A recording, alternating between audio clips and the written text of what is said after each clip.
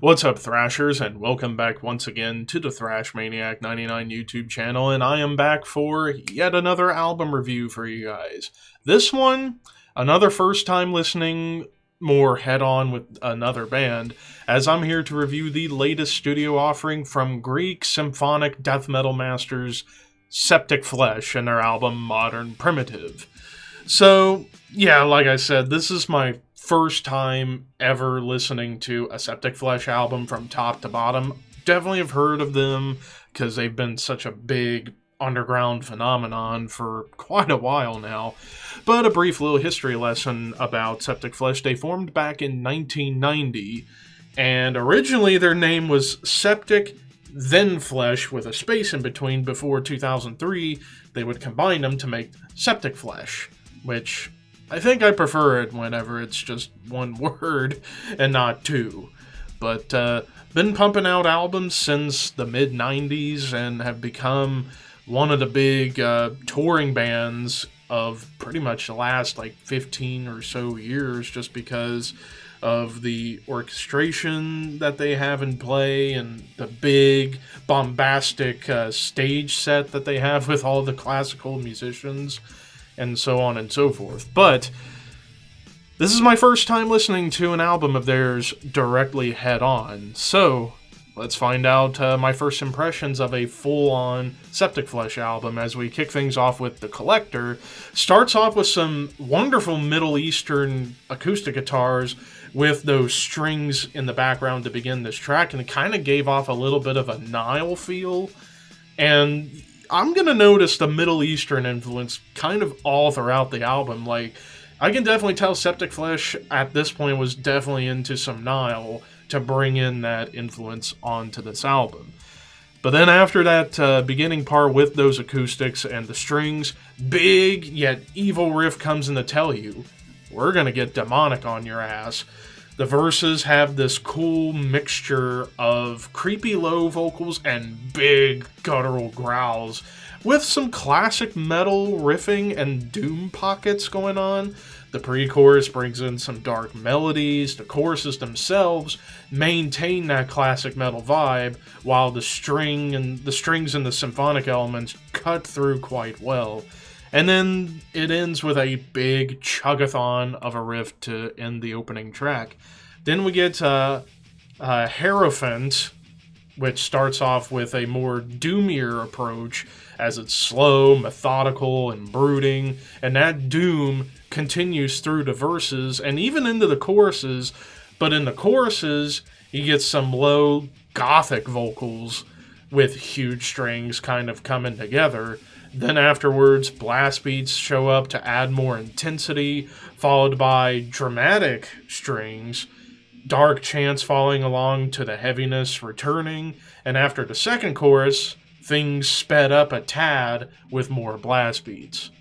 Self-Eater, track number 3, thick, chuggy riff and odd blast beats as the strings provide more drama once again to begin this song. The verses bring in more emphasis on atmosphere, with those chugging riffs kind of popping in here and there, but not constant. Things build up big in the pre-chorus, leading to a somber yet faster chorus overall. The bridge builds up something sinister before the second chorus comes in to end this track with somber strings and female chanting vocals. So, already off the bat, they're trying different things here on the opening 3 tracks, and then we get to Neuromancer. More of those Middle Eastern influence with the acoustics come back. Then we get a heavy, doomy, chuggy riff and a dirty bass line following suit that reminds me of Morbid Angel.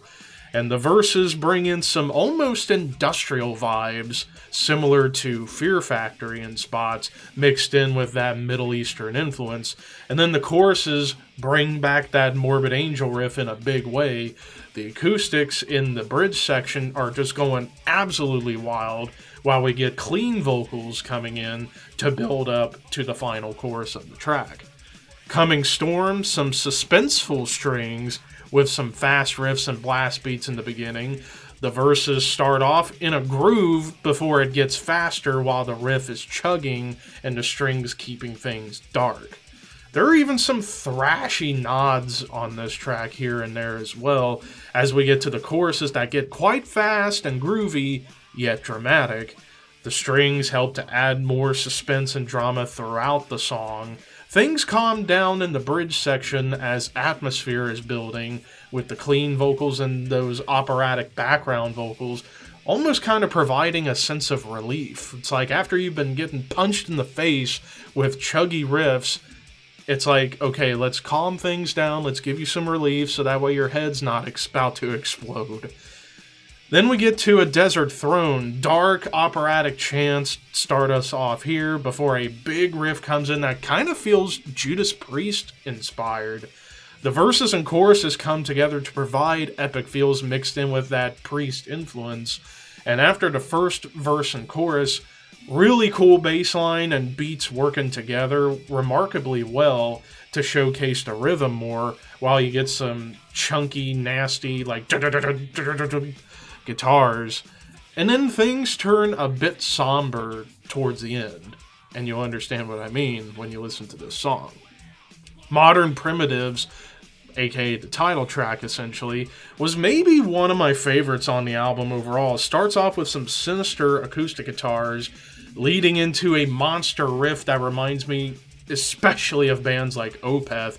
Also, that groove felt like Opeth, and the pre-choruses and even in the verses keep that Opeth groove going, while the choruses themselves brings back the clean vocals and dark melodies. Tensions brew in the bridge with the chants, tribal beats, and acoustic guitars kind of working together before the dark pre-chorus and chorus returns, and then things end off with some wonderful vocal performances of the cleans, the growls, and the operatic chants coming together to end this track.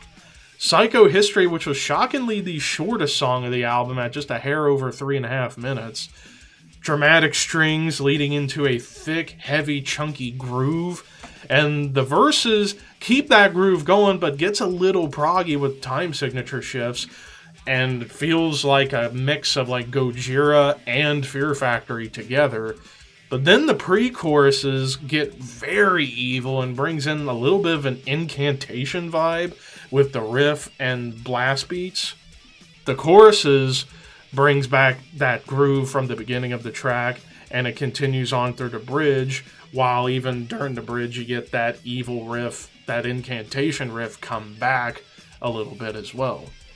And then we get to the final track, A Dreadful Muse. Strange riff to start it off before it changes in a big way into some really cool things they're doing with the guitars. One guitar is providing lots of heavy chugs, while the other one's providing atonal yet melodic sounds.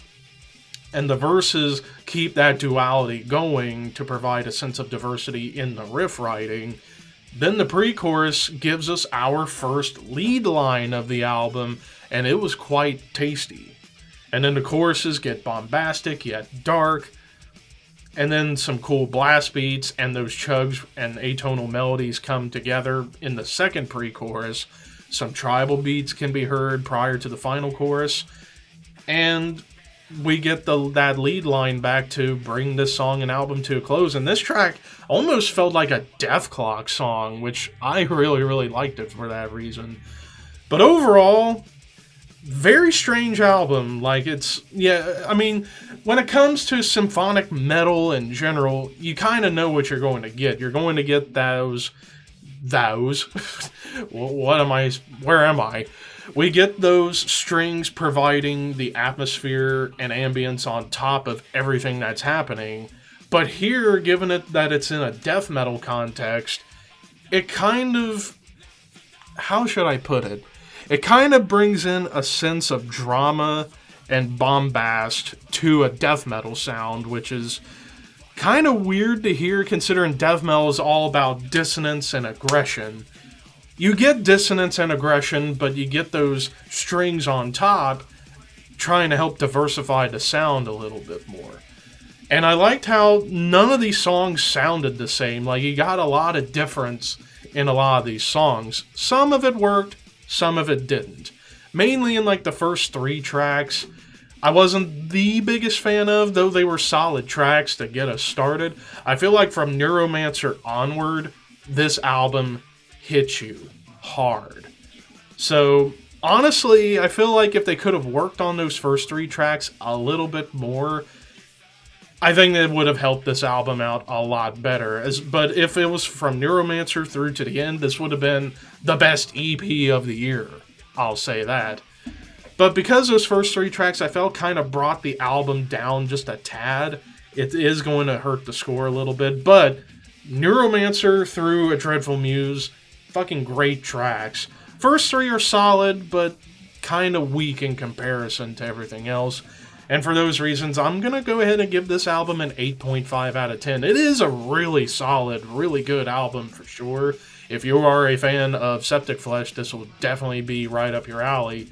But for a new fan like me, this actually isn't a bad place to start. If you're a new fan into this band, this is actually a good album to kind of get you started and then maybe go back. I actually might go back and listen to some of their earlier catalog to kind of get more of the Septicflesh hype that I've gotten over the years, or mainly over the past, like, 12 years, roughly.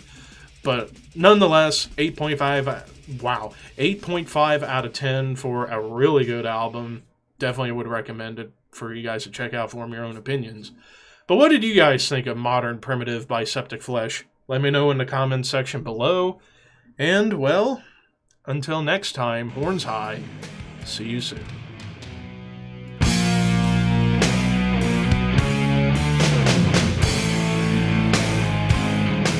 Said Michael was the wait. How was Charles alive again? I brought him back. Oh. Wait, I'm sorry. What? Huh? Seth, I didn't even know I was alive. You brought him back as an innocent person? He's dead. I thought he was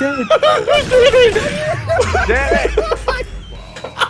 Yes, everybody. What happened? Okay, what happened? Okay, let me Why was explain. Charles survive? Hold on, let me explain. So, Charles was shooting at me, I killed him, and I bought the defibrillator, and I brought him back, but Seth killed him. Again. Seth killed him, and then I killed Seth. Well, to be fair,